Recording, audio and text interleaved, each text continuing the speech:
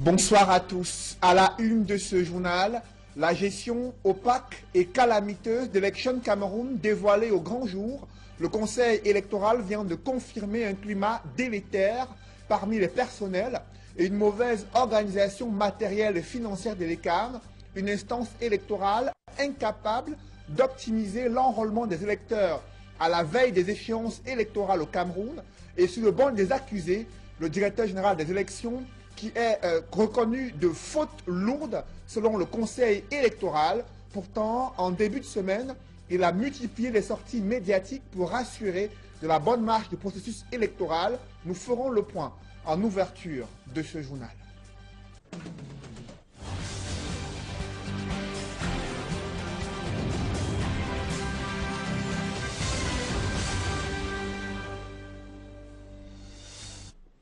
Merci de suivre cette édition complète de l'information sur Equinox Télévision. Le Conseil électoral d'Election Cameroun s'est réuni en session extraordinaire ce vendredi pour examiner les causes profondes du climat délétère et les raisons de la démotivation générale des personnels à la veille des échéances électorales au Cameroun. Le Conseil électoral dénonce une gestion opaque et calamiteuse des ressources humaines, matérielles et financières. Dans un communiqué, ce Conseil reproche au directeur général des élections d'être responsable de ces manquements qui décrédibilisent l'image de l'ECAM et affectent tout le processus électoral. Le dit Conseil souligne également les absences répétées du directeur général des élections aux réunions et sessions statutaires du Conseil électoral. Dans ce communiqué, les membres de ce Conseil concluent que c'est une faute lourde commise par le directeur général des élections.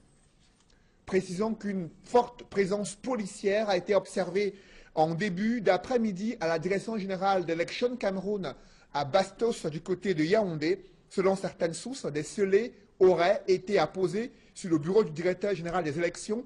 Cependant, ses proches ne confirment pas cette information sur les scellés, encore moins sur les raisons de cette présence inhabituelle des forces de l'ordre à la direction générale d'Elecam, située à Bastos, un quartier chic de Yaoundé.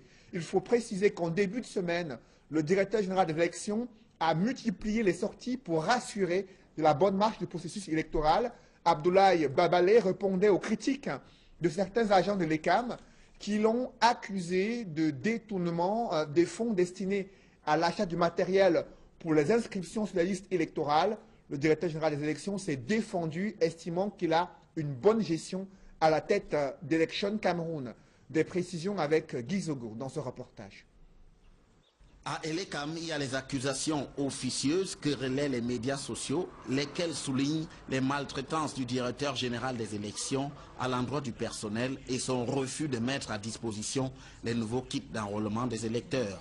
Puis, il y a les explications officielles qu'Abdoulaye Babalé a choisi de donner lors de l'ouverture du séminaire de l'ECAM sur l'organisation des élections en contexte pluraliste. Les kits sont bien là, a-t-il indiqué en les remettant à quelques responsables de l'ECAM.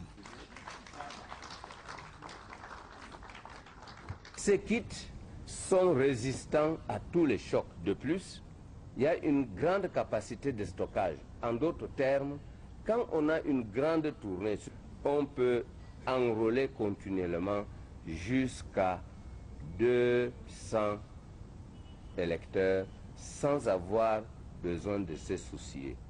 Selon le directeur général des élections, leur qualité technique est indéniable. Nous avons pris l'engagement d'équiper ces kits de lecteurs de code barre. Quand vous venez avec votre carte d'identité, ce lecteur lit. Il n'y a plus d'erreur. Côté prix, selon toujours Abdoulaye Babalé, l'affaire est avantageuse, les ingénieurs de l'ECAM ayant même été associés à l'opération. Nous avons négocié très serré, nos ingénieurs ont contribué à la conception, ce qui fait que ces kits nous reviennent moins chers. Pour le patron des élections à l'ECAM, tout reste normal dans cette institution, y compris les salaires du personnel, à propos desquels d'aucuns ont parlé d'indisponibilité.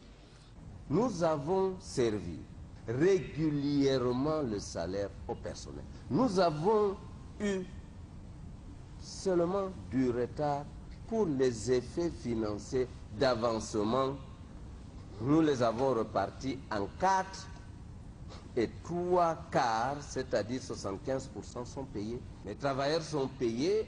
Au total, Elecam annonce qu'il dispose de 360 antennes communales et qu'actuellement, 720 kits d'enrôlement sont disponibles, une quantité largement au-dessus de la demande.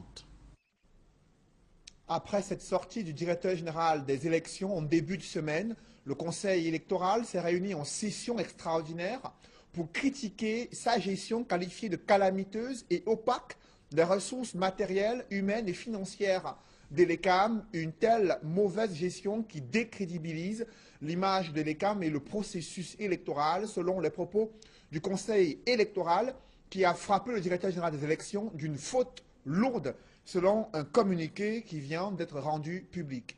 Dans les couloirs des milieux diplomatiques, le coup de gueule des ambassadeurs américains les différents coups de gueule ont toujours fait bouger la République du Cameroun.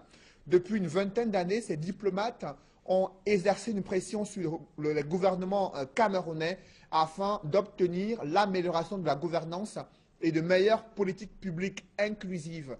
Le récit et le recensement de ces coups de gueule dans ce reportage que signent Joël Essenge, Emmanuel Diop et Guy Zogo.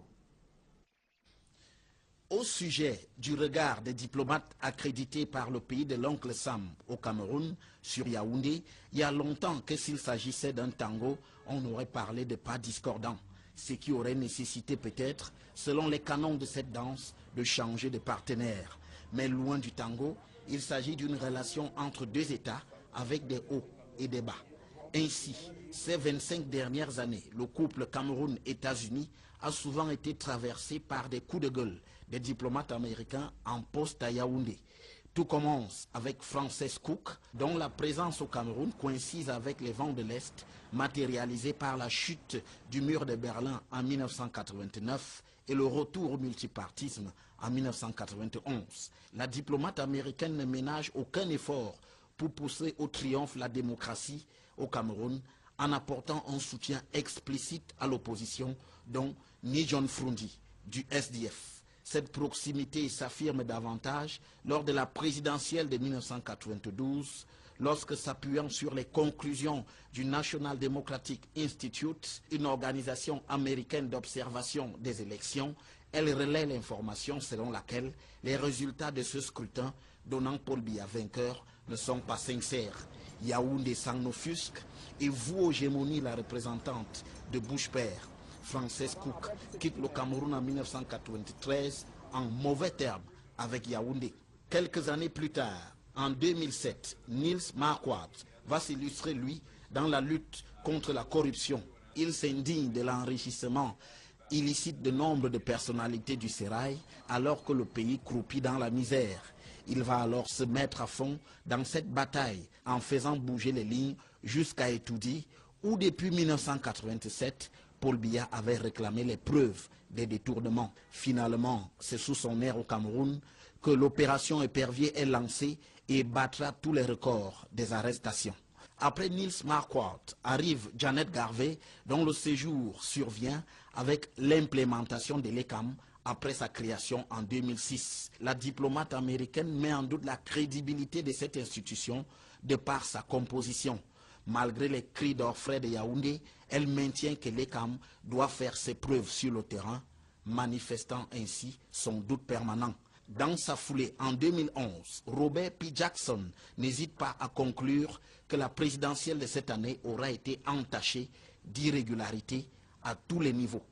La sortie de Peter Henry Barlerin s'inscrit donc dans une longue tradition de coups de gueule des diplomates américains en poste au Cameroun, qu'on pourrait qualifier de feuilleton à rebondissement.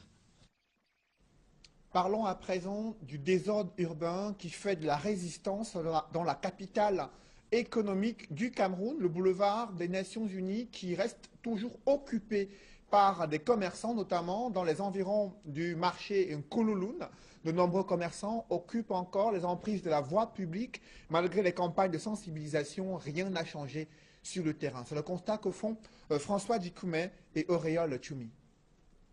Koulouloun, marché des fruits.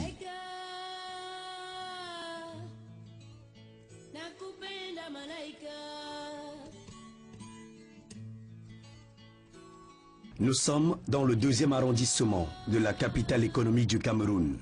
Entre insalubrité et promiscuité, des centaines de commerçants se battent au quotidien à supporter ce site de recasement.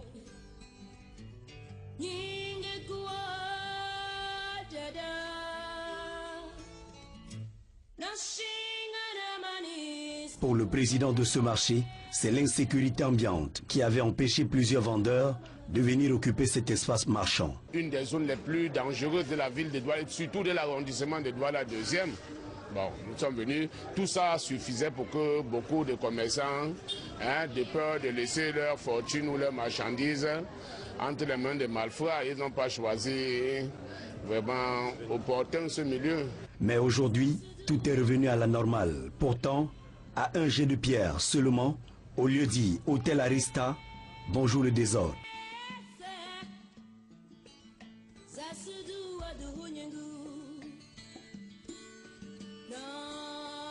L'incivisme dicte sa loi. Le commissariat du 6e arrondissement de la ville de Douala se trouve englué en plein cœur des commerces de fortune. Au plus haut, vers la pharmacie du Rail, le scénario est plus alarmant. La voie publique est séquestrée par des déballeurs et des comptoirs de marchandises. Sur le terrain, on aperçoit le commissaire de police du 6e arrondissement, accompagné par un agent de police judiciaire. Matraque en main, il sensibilise pour la énième fois les vendeurs. Peine perdue, personne ne va retirer sa marchandise. Devant la brigade de terre de Koulouloun, un terre-plein central transformé en dépotoir de véhicules accidentés. Ici, toutes les mesures prises par le commandant de brigade et ses hommes pour que les propriétaires viennent les enlever sont restées vaines. Les efforts conjugués de la brigade de terre de Koulouloun et du commissariat du 6e arrondissement de Douala ne portent aucun fruit. Les commerçants bafouent toutes les consignes et foulent aux pieds toutes les injonctions de ces hommes en tenue chargés du maintien de l'ordre. Ils disent payer au quotidien leur ticket pour occuper la voie publique. À Koulouloun, pas question d'évoquer le civisme. Les commerçants sont véritablement les dieux du secteur.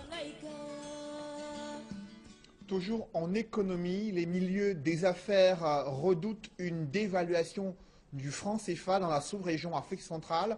Au regard de la crise qui se multiplie, les différents patrons de la sous-région se sont retrouvés au JICAM pour discuter de cette menace qui plane sur l'économie de la sous-région Afrique centrale. Ils ont également esquissé des propositions et des sorties de crise pour améliorer l'intégration économique sous-régionale. À ce sujet, je vous propose d'écouter Célestin Tawamba, le président de cette organisation sous-régionale des patrons d'Afrique centrale. Il évoque la question cruciale du destin du franc CFA dans la sous-région Afrique centrale.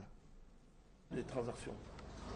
La conséquence au regard des deux zones, c'est que du moment où vous avez une monnaie qui a un taux de change fixe et qui a un nombre de mois qui est inférieur à 3 mois d'importation, naturellement, par rapport à la personne qui garantit cette monnaie, elle peut réajuster. C'est mécanique. Il nous revient à nous d'attirer l'attention de tout le monde, des pouvoirs publics, des partenaires de développement, des acteurs économiques, qui doivent aussi chercher à modifier leur modèle économique. Parce qu'on a la culture dans notre région de l'importation. Il faut changer de paradigme. Il faut avoir cette culture de la transformation économique de notre économie. C'est en cela qu'on va modifier de manière significative notre modèle économique et puis donner plus de chance à notre monnaie aujourd'hui qui est important à l'état actuel. Mais nous ne pouvons pas aujourd'hui commencer à spéculer pour savoir s'il nous faut une monnaie ou pas. C'est une décision d'abord politique parce que la politique monétaire est pilotée par les gouvernements. Célestin Tawamba, qui est par ailleurs président du groupement interpatronal du Cameroun. Parlons à présent des conditions dans lesquelles se déroulent les transfusions sanguines dans les hôpitaux au Cameroun. Les transfusions sanguines sans contrôle des biologistes. Le phénomène se multiplie dans les banques de sang et des spécialistes qui s'inquiètent de ce phénomène et des risques auxquels sont exposés ces patients qui attendent de façon désespérée les transfusions sanguines incontrôlées dans les banques de sang de différents hôpitaux au Cameroun. Reportage Flavien Valondongo. Le sang est un produit important et extrêmement dangereux lorsqu'il est mal utilisé. Les biologistes révèlent que le sang ne peut avoir accès dans l'organisme du patient que par la transfusion. La transfusion est un acte très important parce qu'il s'agit de suppléer au manque de sang par le sang. Des anesthésistes réanimateurs qui sont au centre des opérations chirurgicales, notamment dans les blocs opératoires, font aussi partie des utilisateurs du sang. C'est vrai que nous sommes parmi les principaux transfuseurs et l'accès à des dérivés sanguins lorsque le patient est grave est très difficile. Parce qu'en ce moment dans notre pays, nous avons surtout le sang complet. Et le sang complet n'est pratiquement plus administré. On a besoin d'administrer le dérivé dont le patient a besoin. Nous appelons ça la transfusion à la carte. Au Cameroun, la transfusion sanguine effectuée chez les malades ne respecte pas toujours les normes à cause de l'absence de banques de sang de qualité. Et au jour d'aujourd'hui, nous n'avons pas encore bien isolé ces différentes parties du sang. C'est assez rare d'avoir la possibilité d'avoir les globules rouges quand on en a besoin, le plasma frais quand on en a besoin, les plaquettes alors c'est encore plus difficile. Pourtant, nos malades en ont besoin comme partout dans le monde. La transfusion sanguine, qui est un acte médical qui sauve des vies, peut aussi se transformer en cauchemar. Premièrement, nous pouvons avoir des accidents parce que vous avez transfusé à la personne du sang qui est contaminé. Nous avons beaucoup de virus qui courent, nous avons des bactéries et vous pouvez donc faire une virose ou une maladie bactérienne grave qui peut aller très loin sur le malade. Avec la prolifération des pathologies virales, les spécialistes du sang recommandent que la transfusion sanguine soit une nécessité après un contrôle à haute échelle du produit à transfuser aux patients. La transfusion, elle véhicule tellement de choses. Il y a tellement de risques que nous disons, nous, qui fabriquons le sang, aux autres médecins, qu'une transfusion qui n'est pas formellement indiquée doit être absolument contre-indiquée. Et deuxièmement, le sang ne peut pas se traiter comme une marchandise comme ça. Le 9e congrès des anesthésistes réanimateurs, qui se tient à Douala, permet aux spécialistes de la santé de penser l'avenir du métier, mais aussi de se réajuster. Mesdames, Messieurs, c'est la fin de ce journal. Merci de l'avoir suivi. Juste après cette édition du 20h, l'émission Tendance économique, et autour de 21h, votre cette nouvelle télé-réalité Lions Cage, et autour de 21h30, l'émission Horizon Sport, présentée par Eric Martial Diomo. Bonne soirée sur Equinox Télévision.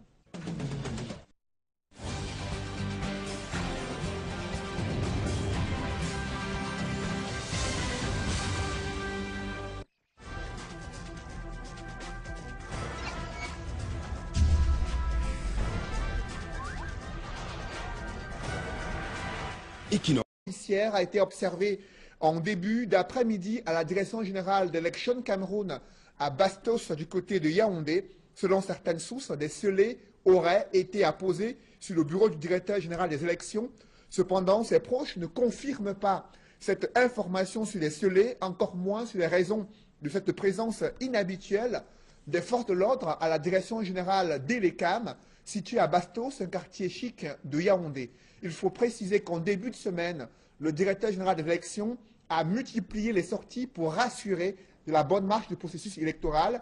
Abdoulaye Babalé répondait aux critiques de certains agents de l'ECAM qui l'ont accusé de détournement des fonds destinés à l'achat du matériel pour les inscriptions sur la liste électorale. Le directeur général des élections s'est défendu, estimant qu'il a une bonne gestion à la tête d'Election Cameroun. Des précisions avec Guy Zogo dans ce reportage. À Elecam, il y a les accusations officieuses que relaient les médias sociaux, lesquelles soulignent les maltraitances du directeur général des élections à l'endroit du personnel et son refus de mettre à disposition les nouveaux kits d'enrôlement des électeurs. Puis, il y a les explications officielles qu'Abdoulaye Babalé a choisi de donner lors de l'ouverture du séminaire d'Elecam sur l'organisation des élections en contexte pluraliste. Les kits sont bien là, a-t-il indiqué en les remettant à quelques responsables de l'ECAM. Ces kits sont résistants à tous les chocs. De plus, il y a une grande capacité de stockage. En d'autres termes, quand on a une grande tournée, on peut enrôler continuellement jusqu'à 200 électeurs sans avoir besoin de se soucier. Selon le directeur général des élections, leur qualité technique est indéniable. Nous avons pris l'engagement d'équiper ces kits des lecteurs de code barre. Quand vous venez avec votre carte d'identité, ce lecteur lit. Il n'y a plus d'erreur.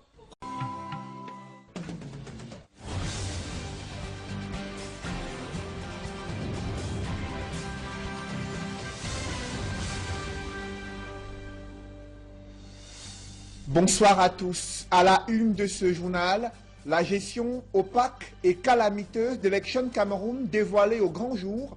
Le Conseil électoral vient de confirmer un climat délétère parmi les personnels et une mauvaise organisation matérielle et financière de l'ECAM, une instance électorale incapable d'optimiser l'enrôlement des électeurs à la veille des échéances électorales au Cameroun, et sur le banc des accusés, le directeur général des élections qui est reconnu de faute lourde selon le Conseil électoral. Pourtant, en début de semaine, il a multiplié les sorties médiatiques pour rassurer de la bonne marche du processus électoral. Nous ferons le point en ouverture de ce journal.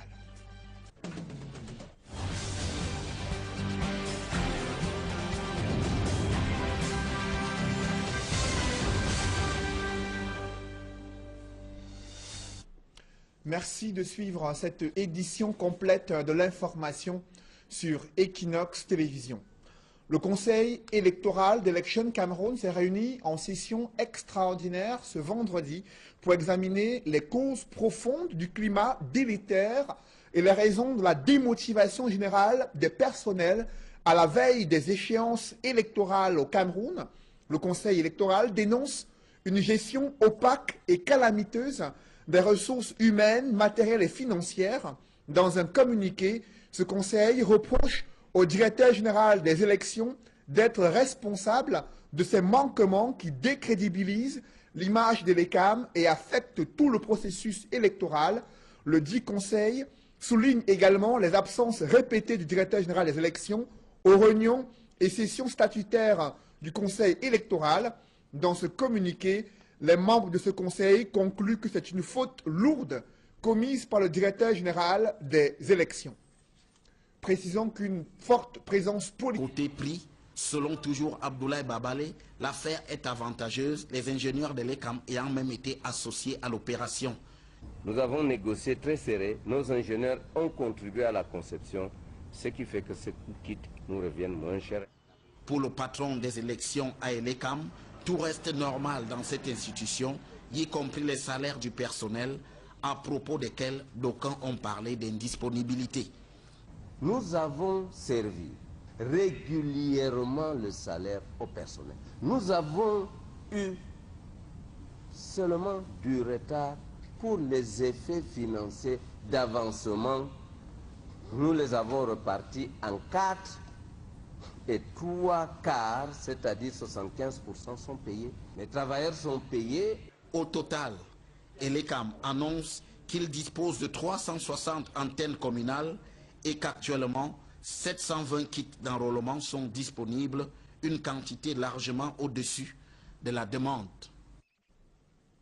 Après cette sortie du directeur général des élections en début de semaine, le Conseil électoral s'est réuni en session extraordinaire pour critiquer sa gestion qualifiée de calamiteuse et opaque des ressources matérielles, humaines et financières de l'ECAM, une telle mauvaise gestion qui décrédibilise l'image de l'ECAM et le processus électoral, selon les propos du Conseil électoral qui a frappé le directeur général des élections d'une faute lourde, selon un communiqué qui vient d'être rendu public. Dans les couloirs des milieux diplomatiques, le coup de gueule des ambassadeurs américains les différents coups de gueule ont toujours fait bouger la République du Cameroun. Depuis une vingtaine d'années, ces diplomates ont exercé une pression sur le gouvernement camerounais afin d'obtenir l'amélioration de la gouvernance et de meilleures politiques publiques inclusives.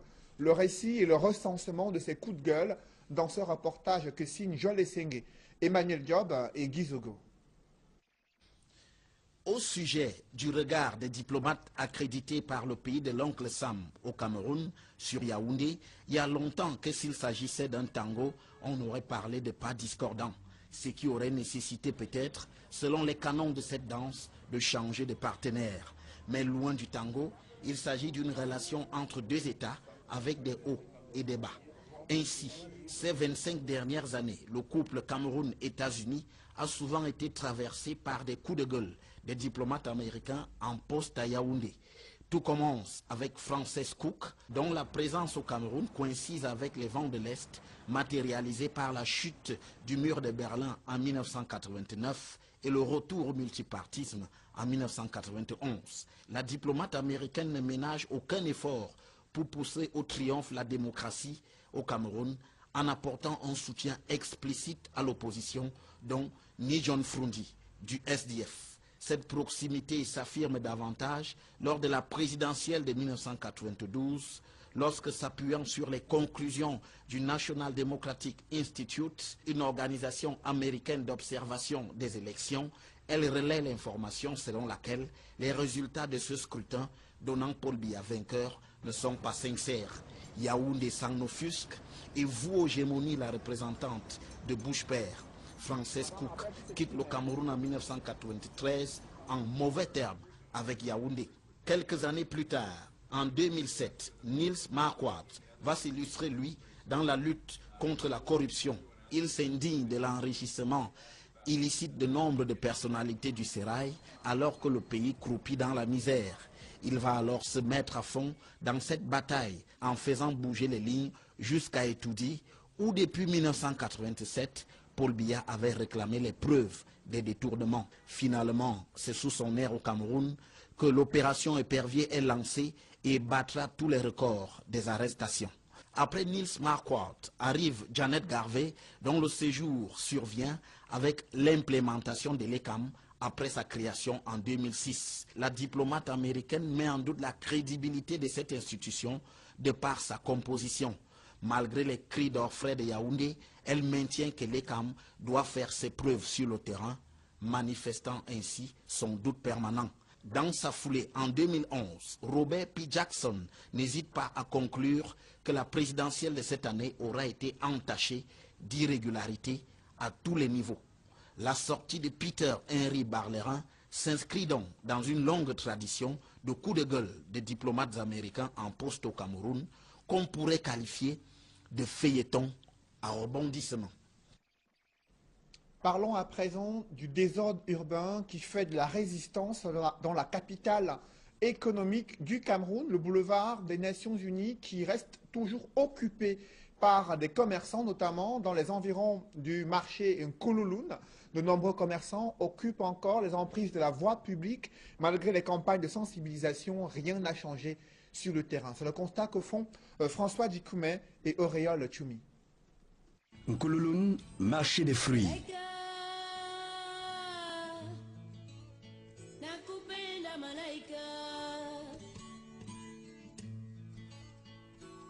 Nous sommes dans le 2e arrondissement de la capitale économique du Cameroun.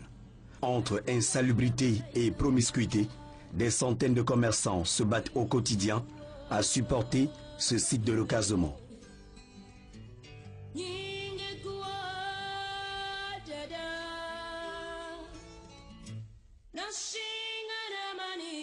Pour le président de ce marché, c'est l'insécurité ambiante qui avait empêché plusieurs vendeurs de venir occuper cet espace marchand. Une des zones les plus dangereuses de la ville de Douala, surtout de l'arrondissement de Douala 2e.